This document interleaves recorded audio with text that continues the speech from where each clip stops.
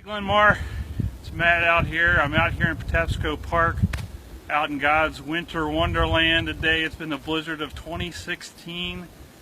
29 plus inches recorded at BW. I think that's a record this year, on record for the biggest snowfall we've had here in the Baltimore area, Ellicott City area.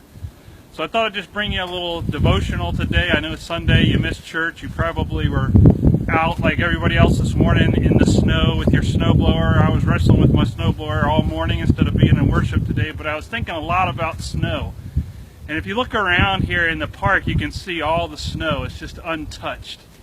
It's just beautiful. It's like God just blanketed the whole woods with just this beauty and this silence and this solitude.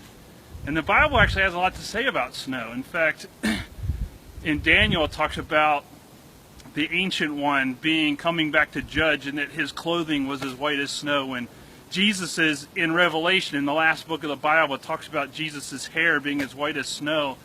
And then also, when the angel was appearing to the disciples at the resurrection, he appeared in clothing as white as snow. And there's something about this phrase in the Bible, white as snow, which means purity, holiness.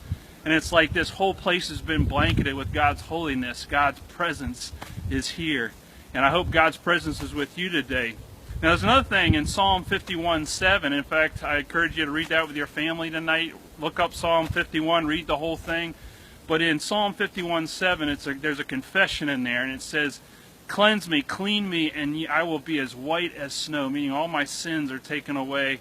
I'm clean, I'm as white as snow. Same idea that we're given God's beauty, God's purity, God's forgiveness, God's holiness, and God's grace. And so I pray that as you look out over the snow today, as you look at all this and you think about how it might be a pain to dig, to shovel, to drive through, think about how this is a symbol of God's forgiveness, God's grace, God's holiness in your life. And I pray that God would just remind you of that today, that this is God's presence in your life. It's a reminder that God can also make you as white as snow. And also, keep checking your website. We'll have updates about whether we're going to be open tomorrow. We're still trying to figure out whether we can get the lots cleared. And we'll be continuing our sermon series next week. We'll continue with anger. We're not going to get off. We're going to continue with Anatomy of a Toxic Heart, and we'll continue in this series. We're just going to extend the series until we get to Lent.